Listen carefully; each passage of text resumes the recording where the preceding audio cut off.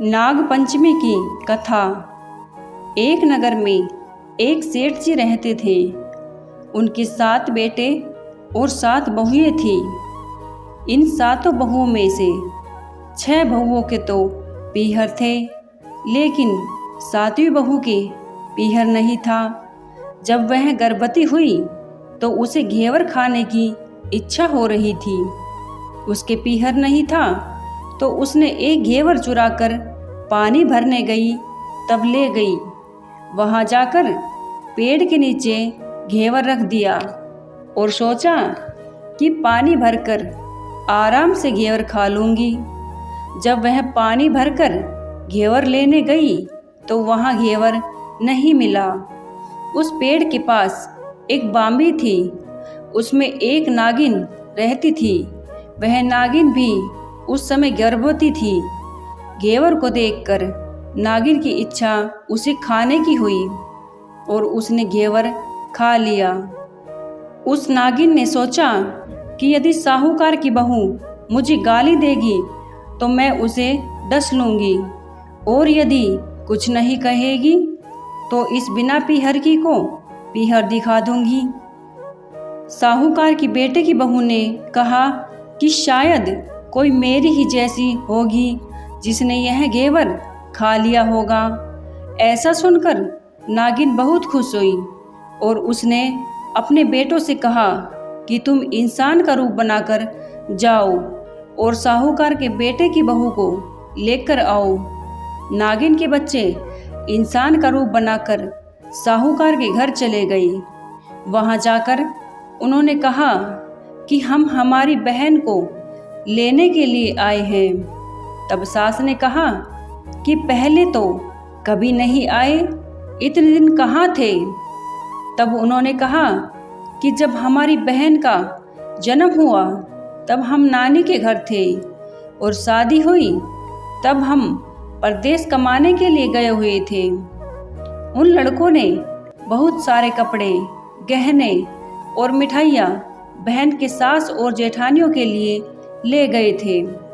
सास बहुत प्रसन्न हुई और जेठानियाँ उसे देखकर जल कूद रही थी। सास ने बहू को उसके साथ में भेज दिया। बांबी के पास जाकर उन्होंने कहा, बहन, हम नाग हैं। उस दिन जब तुमने पेड़ के नीचे घेवर रखा था तब तुम्हारा घेवर हमारी माँ ने ही खाया था। उन्होंने तुम्हें अपनी बेटी माना है, इस नाते से तुम हमारी बहन हुई।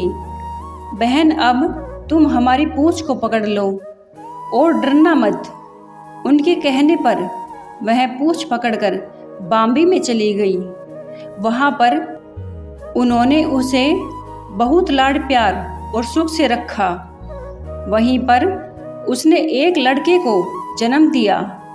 जब उसका लड़का थोड़ा बड़ा हुआ तब की बात है, पड़ोसन ने साहूकार के बेटे की बहू को सिखा दिया, अगर तू तेरी माँ की इतनी ही लाडली है तो तू तेरी माँ से कहना कि आज तो नागों को दूध मैं ही पिलाऊंगी।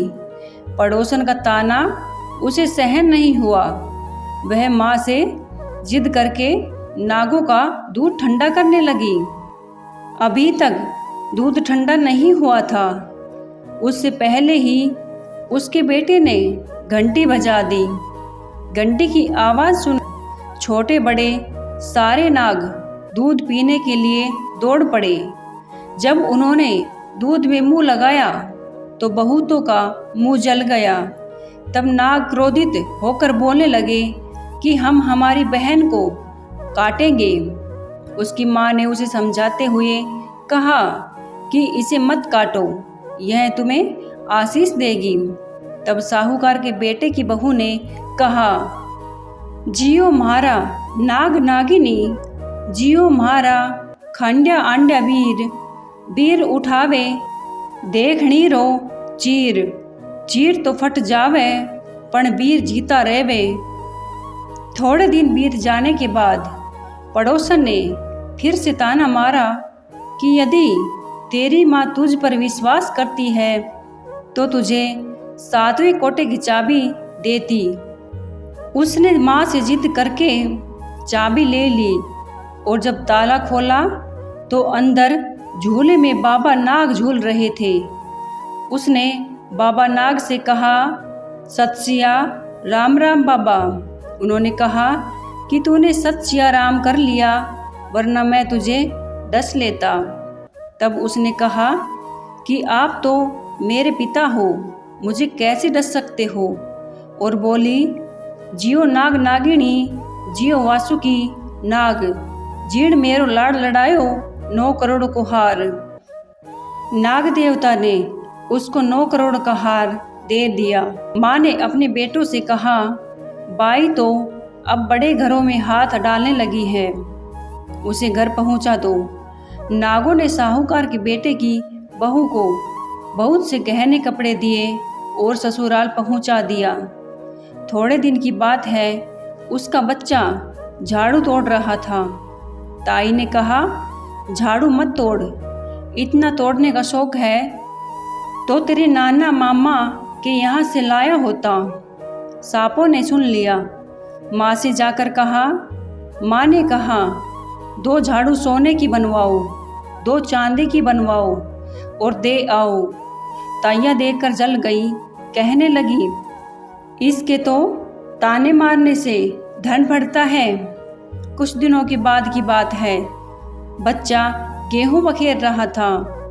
ताई ने ताना मारा, गेहूं बखेरने का शौक है तो नाना मामा से ले आता, हमारे यहाँ तो मत बखेर। सांपों ने सुन लिया। जाकर माँ से कहा, माँ ने कहा 2 बोरी दाने सोने के घड़ाओ, 2 बोरी दाने चांदी के घड़ाओ और दे आओ। ताइया और जल गई, कहने लगी, इसे ताने मत मारो, इसका धन बढ़ता है। छोटी जिठानी लकड़ी लेने गई, वहाँ सांप था। उसने सोचा सबसे छोटी को भेजना चाहिए, सांप उसे खा जाएगा तो मुसीबत मिट जाएगी।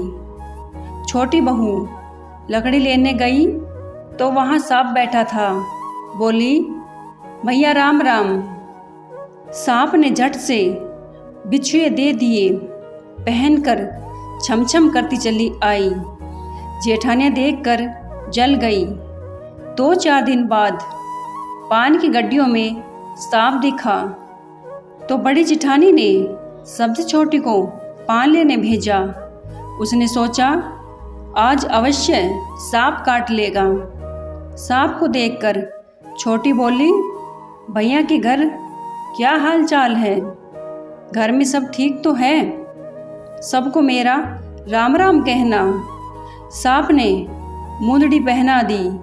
जिठानियाँ फिर जल कूद गई। उसका पति दुकान से आया, तब सिखा दिया कि तेरी बहू के तो सांप और बिच्छू से दोस्ती है। साहूकार का बेटा अपनी बहू से रात को कहने लगा, सच सच बता, सांप बिच्छू तेरे क्या लगते हैं जो तुझे काट खाने की बजाय गहने देते हैं। बहू ने कहा, वो तो मेरे भाई भतीजे लगते हैं। फिर उसने सारी बात अपने पति को बताई।